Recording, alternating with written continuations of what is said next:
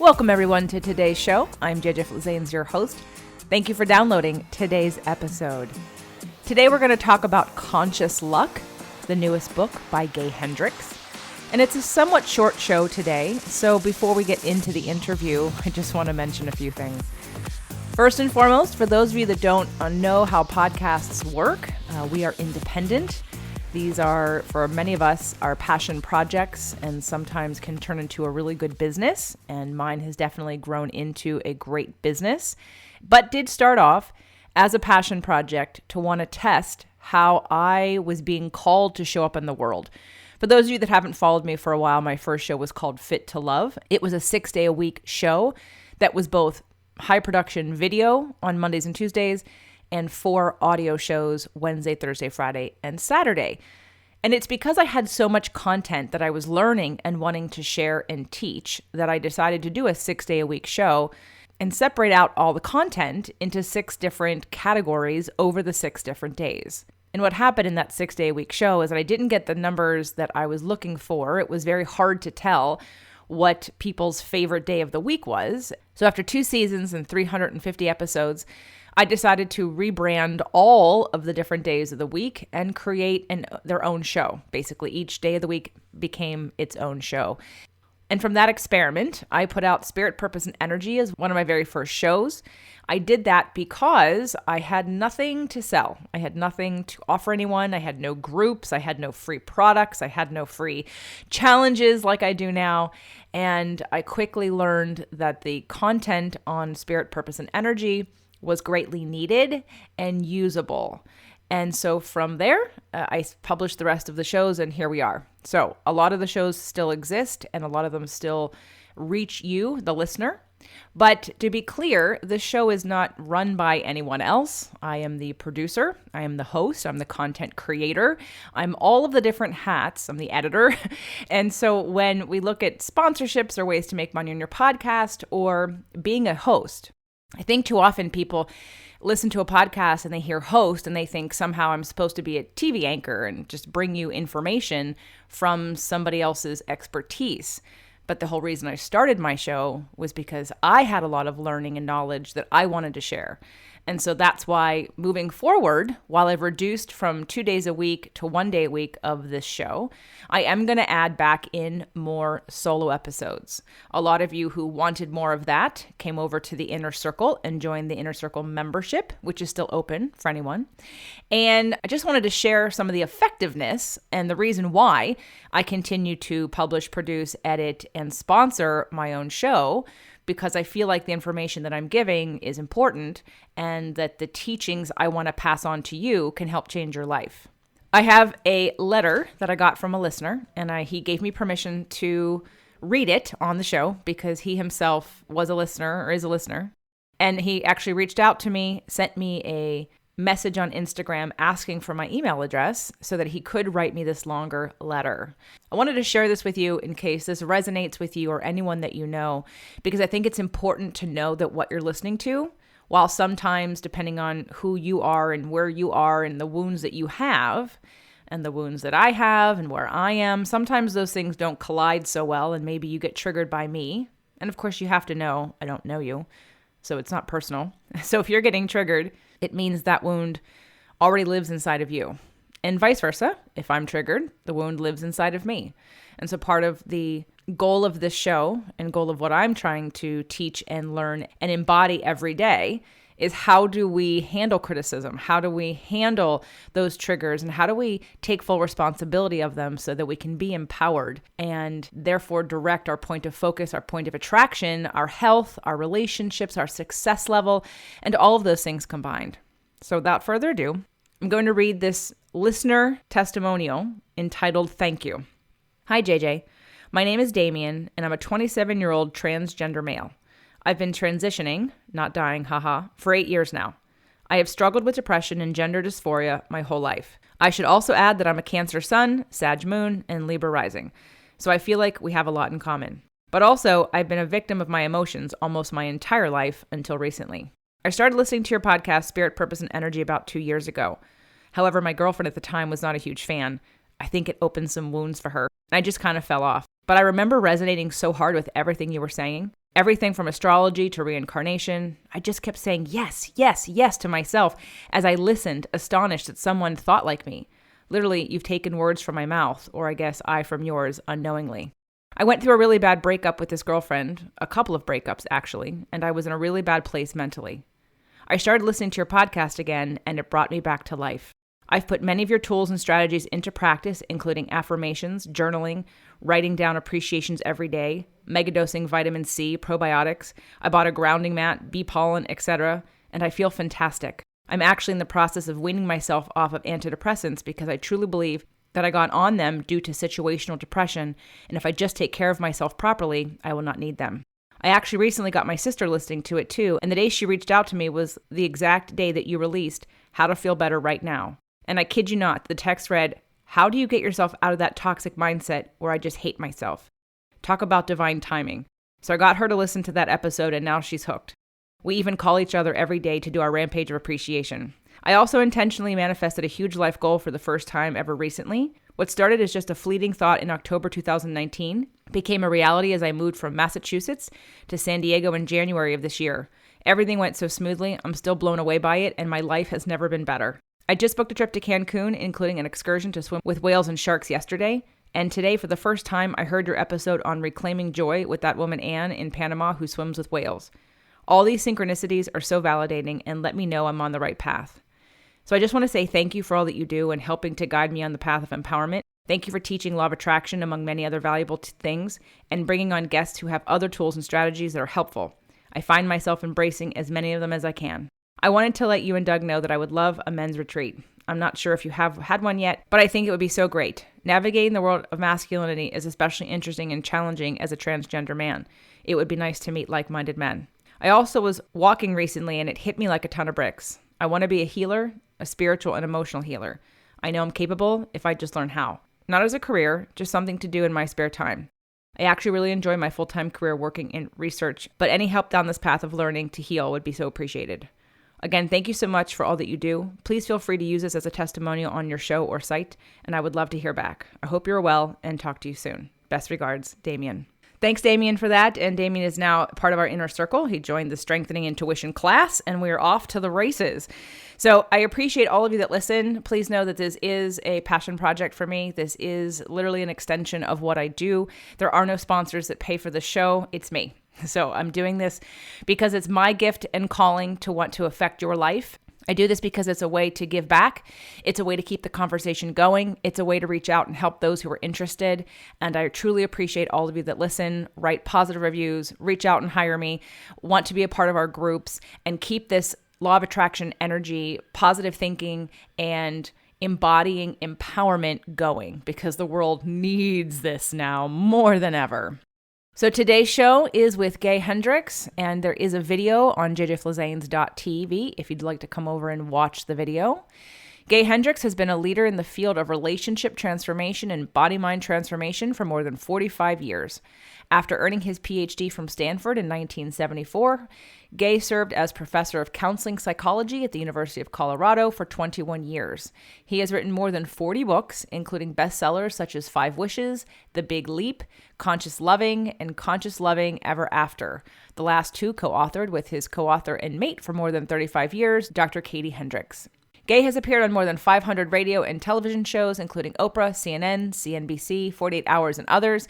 And his latest book, Conscious Luck, is what we discuss today. Welcome back, everyone. If you're catching this on the video, welcome to the show. I am been graced to have the pleasure of having Gay Hendricks back on the show. He has another book out, another awesome, amazing book that we're going to talk about today. I'm already digging in and loving it. And I'll tell you that I had some resistance, but we're going to go over what that was about.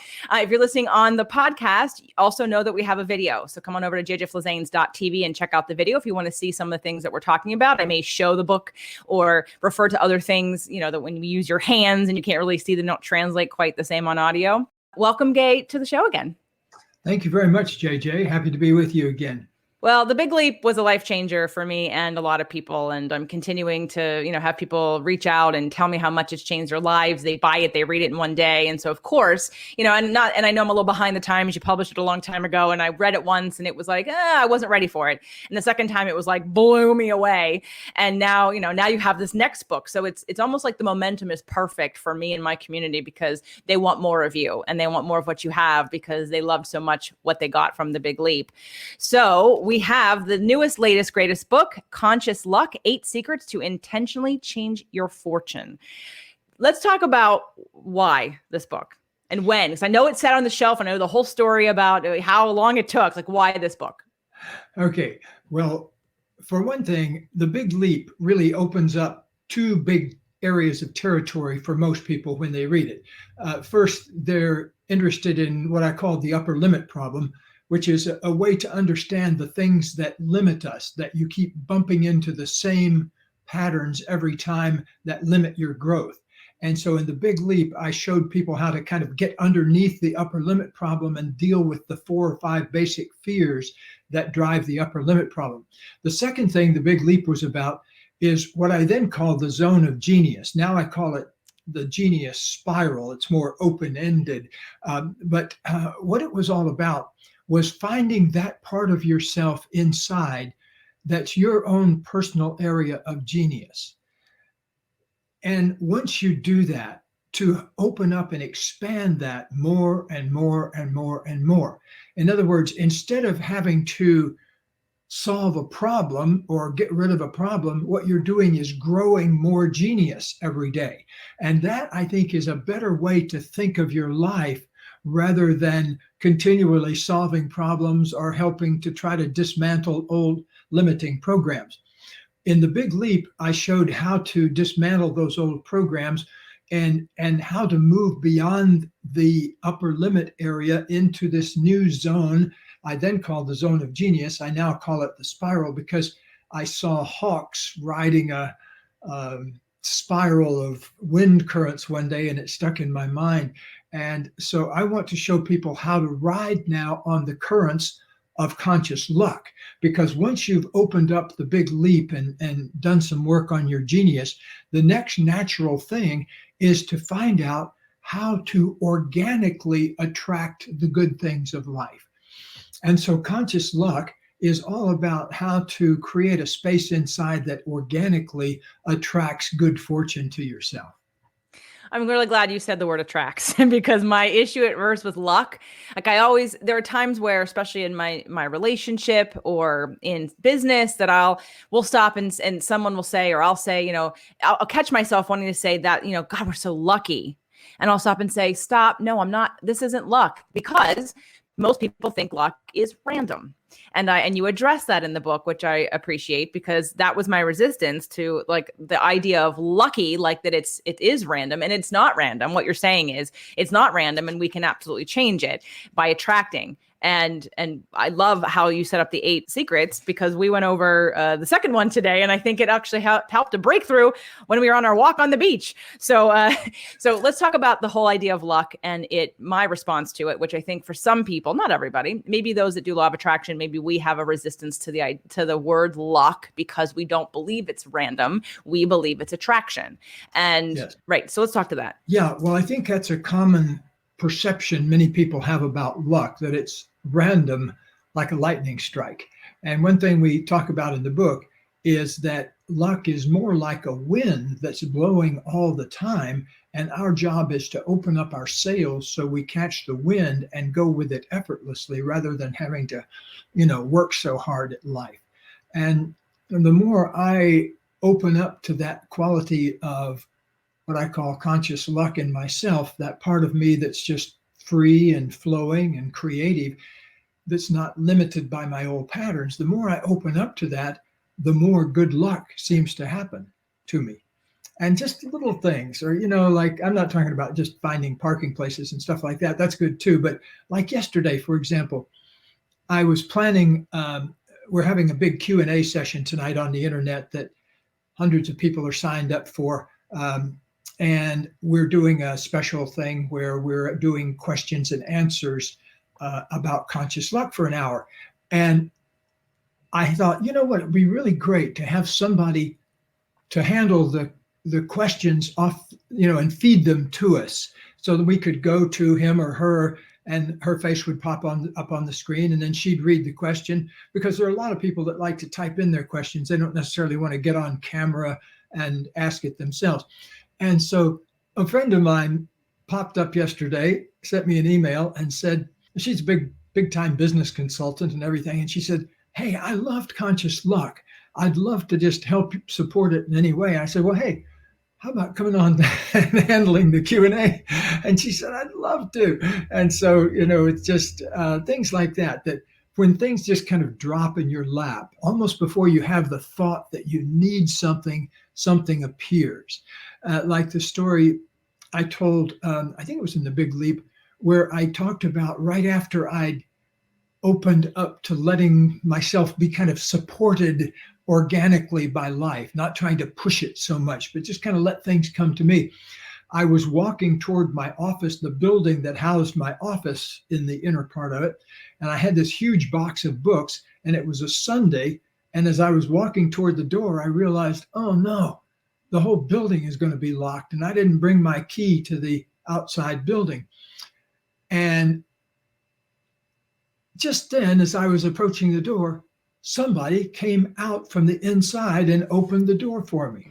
And I said, thank you, and walked right through. So otherwise, if I'd been there 2 minutes before or 2 minutes later, it wouldn't have happened. But there I was in the right place at the right time.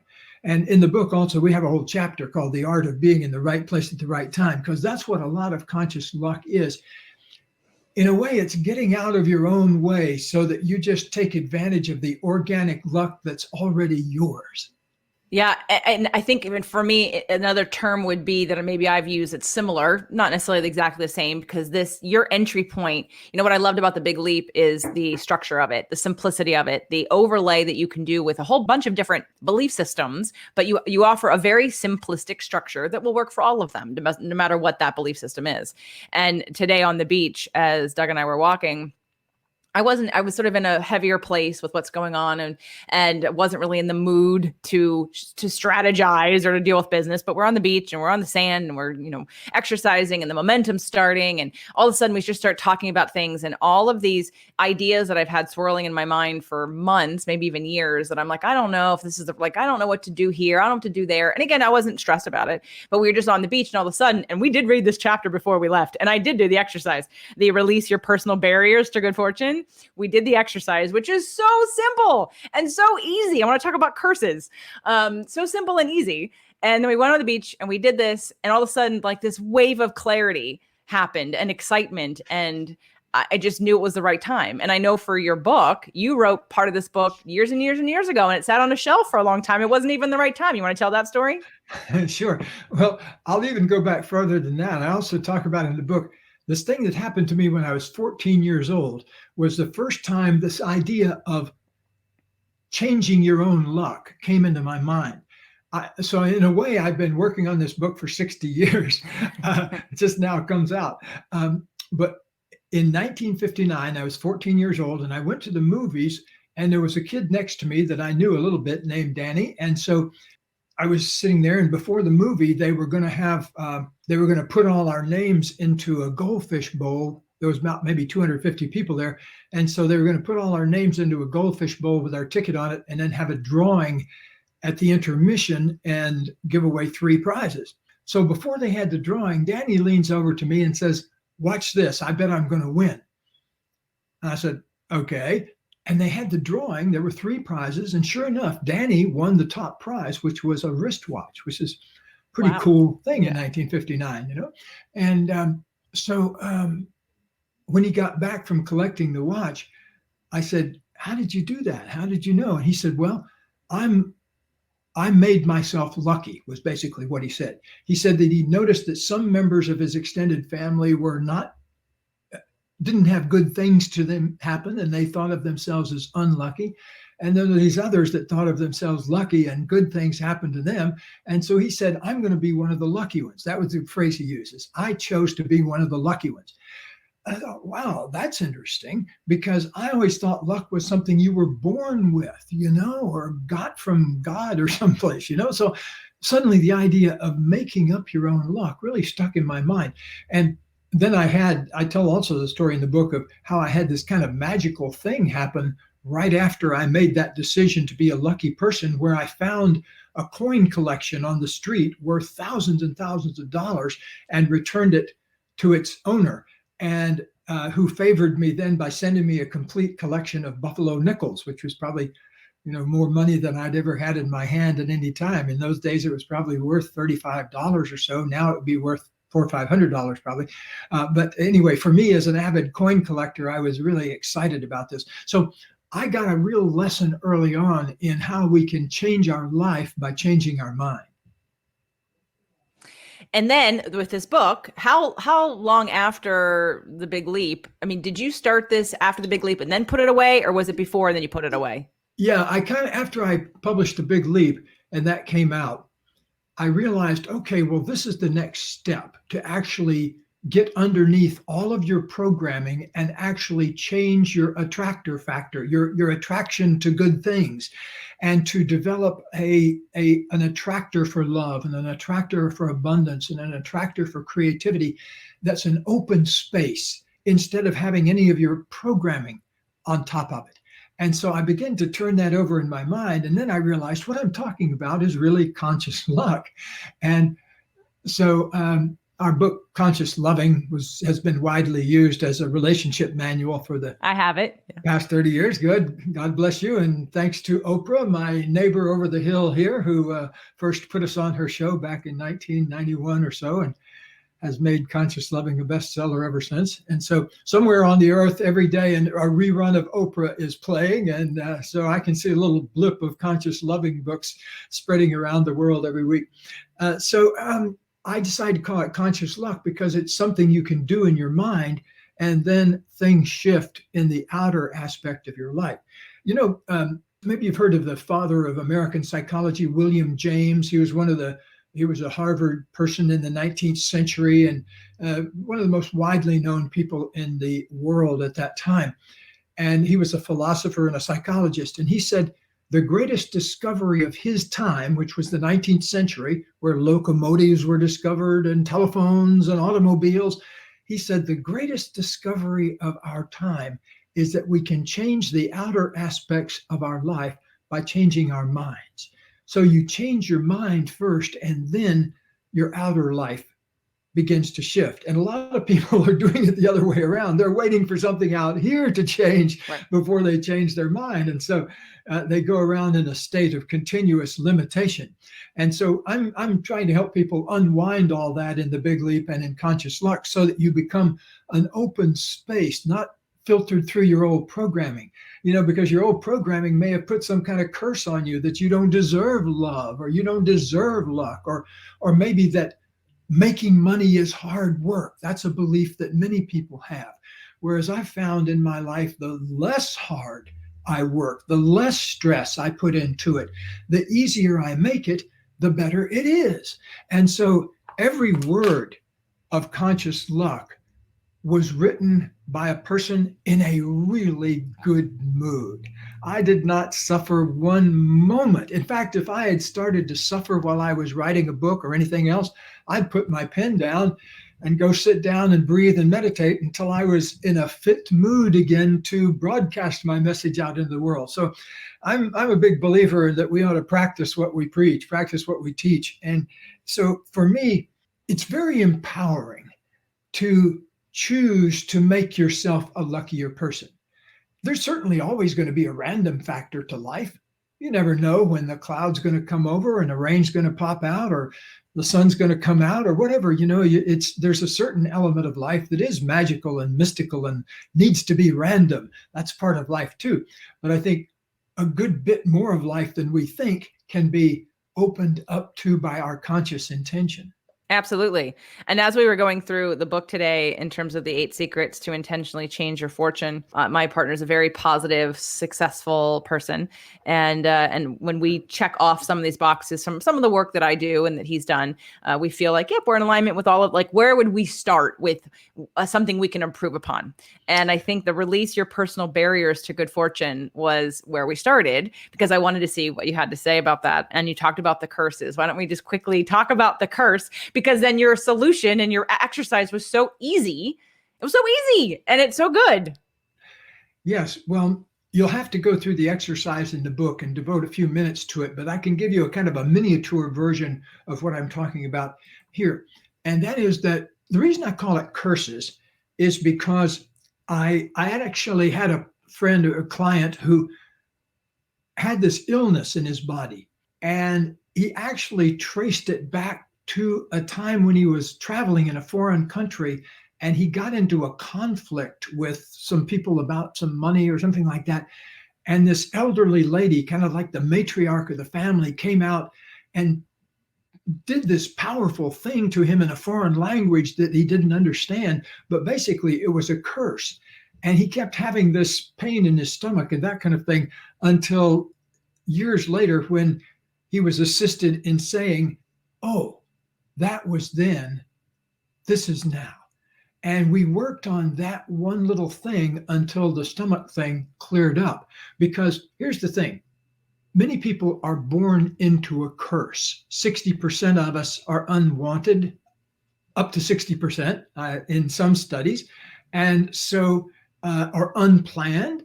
And so we're an inconvenience maybe. So there's negative energy to us beamed at us from the very beginning in some cases. I happen to be one of those cases because I was conceived in such a way that it was absolutely the most inconvenient time for my mother to have a baby. And so, much later we discussed this and everything, but her life was under tremendous pressure at the time. And that was sort of the last thing she wanted. And so if you get born into an attitude about you, if you think about it, that doesn't have anything to do with you personally.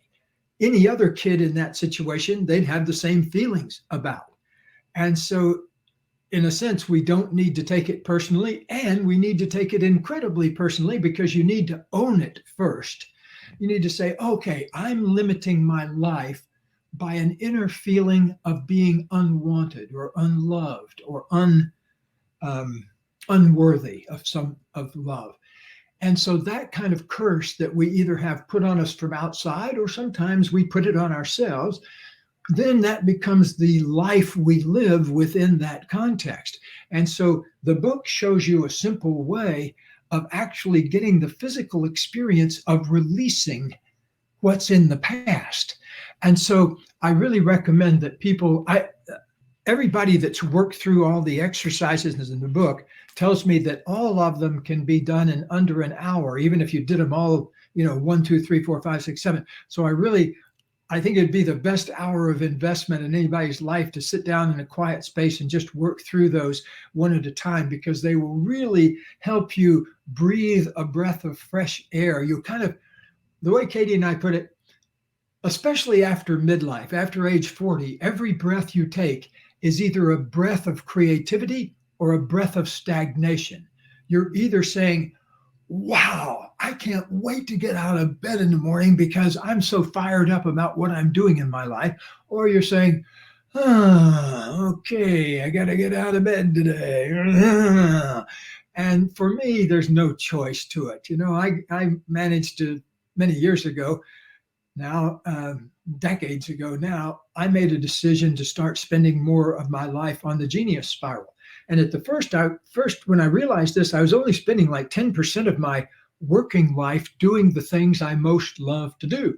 And that was a kind of a, oh my gosh, moment for me. I realized that, but I just started incrementally building it up, started making choices that, a little bit more here, a little bit more. Pretty soon I'm doing 30% of my time on the genius spiral, doing what I most love to do. Then I set 50%. Then I set 70% as my new goal. So it took me about 10 years, but gosh, for the last 2 decades at least, I have spent 90% of my daily life doing the things I most love to do, and the other 10% eating or getting around from place to place or handling my Golfing. 2 cats or whatever. Golfing. Plenty of golfing and playing with my 2 British short-haired cats. We don't have kids at home anymore, but we have these 2 wonderful little girl cats that we've had for 7 years now that we're just crazy about. And so we're always having little adventures with them. I know I like all of your posts about your cats on Facebook or on Instagram. And Katie and I, when we talked, I said, when we move up there, which is soon, you're gonna have to tell me who your cat sitters are because that's a really important part for me. We have the very best cat sitter. We've had the same cat sitter now for almost 20 years. And she's a total, in fact, she just moves into the house when we leave. And it's always totally seamless. We come back, everything is pristine, the bed's made up, everything is spotless. So she comes and goes without any kind of hassle at all. She's the dream. Alessandra is her name. I'll introduce you to her. She's a genius cat sitter. Yeah, I feel the same way about mine. I have 3 girls. So conscious luck, we didn't finish the story. I want people to hear the timing of this because I think the timing of that you wrote it after the big leap, but you didn't finish it. You put it down. So okay, yeah. So I wrote the first 4 chapters of it. You'll see that the book, the way it's laid out, is the first 4 chapters have basically all the kind of foundational shifts that you need to make in here. And then the last 4 chapters are about how to put it into action and exercises and things like that. And so I happen to live in the same town as a genius writer of such things, Carol Klein. And Carol and I had worked on a book with Jack Canfield probably 15 years ago, a book called You've Got to Read This Book. It was kind of like a chicken soup book, but it was 55 people talking about a book that changed their lives. And it was a really good book. So Carol and I and Jack had worked together on that and had a lot of fun working on it. And so I bumped into Carol frequently at the farmer's market when we'd be down there on Sundays. And so she would always say, "What are you doing with Conscious Luck?" And because she wanted to read it. And I'd say, "Oh, I'm writing a mystery novel right now. I haven't got back to it. I want to finish it." So anyway, to make a long story short, one day she said, "Hey, I'd love to look at it and maybe finish it." And so Carol is very involved. Well, she was involved with all of it, but she's really involved with those last 4 chapters because they're really the action chapters. And she's so good at writing instructions and processes and things like that. So I think you'll really love the combination. Well, how long though did it sit? So you wrote it and then you stopped. So how long was this pause until Carol? I probably let it sit for about 3 or 4 years. Oh, okay. Okay. Yeah. And I have this file on my computer, by the way. I recommend every creative person do something like this. My file is called Books and Creative Projects I'm Probably Not Going to Get Around to. Mine would be huge. Mine is huge. Like I think I've got 14 different books or something like that in various stages of completion. So, it may be one of these things after I pass on to that great library in the sky, somebody will come along and finish those other books for me. That's a great thought. Maybe you can start lining up who would do that for you and who you would like to have be the voice of that. I'm pretty sure I'd have a good sized line. Yes, you would. I had Dr. Christian Northrup on last week, and she's coming on again next week. She's a dear friend of mine, by the way. Yeah, and I said to her, and I was like, "I'm on the team." I'm like, I'm you without the medical degree in it. Like on the evolution scale, like literally, there's no other person that I have as much in common with in terms of our belief systems. Every single thing that comes out of her mouth, I'm in alignment with on a parallel track. Until now, we're on anyway. So I'm like, it was 10 years I've been after her, and when I got her on, I was like 10 years. So I'm sure there are people in alignment with you that you'd be like, "Oh, I'd like you to, I want to pass the torch to you." So I wanted people to hear that there was, had the idea, especially those of you that are creatives and business creatives, you had this great idea, you have a momentum, and then you honor that it wasn't the right time and you put it down and you wait until, again, luck works out the being in the right place at the right time with the right person to seamlessly, joyfully, with ease, let the rest of it unfold. So I want to just quickly read over if you don't mind, the 8 secrets. Yeah. So commit to be a VLP, a very lucky person. Release your personal barriers to good fortune, which was a great chapter and a very simple exercise that I find very powerful. 3, transform shame into a magnet for abundance, which of course, if someone has a lot of shame, think about all the abundance you can have if you just transform that. That was my experience. Yeah.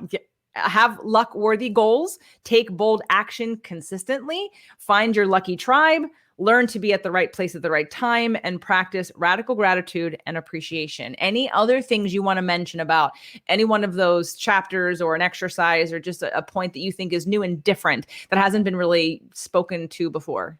Well, I want to say a word about the last chapter, radical gratitude, because gratitude is the launching place for a lot of your genius and a lot of your the new things that need to come into your life that change your life. Gratitude, see, I think why gratitude is such a perfect tool in a way to use for transformation is because the moment you experience gratitude for whatever it is, you're free from the past. You're free from anything that's happened before. You're in this moment of feeling grateful for whatever is happening, or just for life itself. To take one thing to feel grateful for right now, JJ, there are between 8 and 9 million different species on this planet, things like us, but that come in a different form. Some of them have 6 legs, some of them have 4 legs, like 2 legs and 2 arms. Some of them have, they're different wings and that kind of thing, but all of them are different species. What an amazing piece of luck to show up in the one that can have a conversation about conscious luck. So if you can't think of anything else to feel grateful for, just take a moment and feel grateful for that. And then go on and create the rest of your life. Here's the mantra I like to teach people is, I'm willing to be luckier today than I've ever been before in my life. I'm willing be luckier today than I've ever been in my life. To be luckier today than I ever have been in my life. And I'm willing to be luckier tomorrow than I was today. And I'm willing to be luckier tomorrow than I was today. See, every kind of important change begins with a moment of willingness. Just to be willing to, that opens your heart. Just the window opens a little bit for you then to invent something new. I love that about your work. It's the heart-centered, heart-opening, deservedness increasing, the willingness to receive, working on receiving, right? And that comes in no matter what it is in life, it's applicable. Love, business, money, friendship. Absolutely. And it's so important because there's so much that's put out in life on putting things out, getting things out into the world, expressing your genius. But it's important also to receive to that exact equivalent extent, because what makes a healthy, balanced person is a full in breath and a full out breath. Absolutely. You had talked about before we started recording today that there were some bonuses if people went to consciousluck.com. Yes. If you buy the book through consciousluck.com, you can buy it through Amazon and all of those things through consciousluck.com. But if you enter your receipt there at consciousluck.com, you can get 2 guided meditations, one recorded by me for the morning and one recorded by Carol, my colleague, for the afternoon or evening. And they're 2 3-minute meditations that kind of summarize everything that you really need to lock in on a daily basis. So I highly recommend that you download and use those 2 3-minute meditations every day. And the second thing is that you can get a ticket to this, the recording of this super session that we're doing. So you can find out all about that there. And also you can download a self-assessment, kind of a checklist to find out where you need to work on your luck. Excellent. All right. So everyone go to consciousluck.com.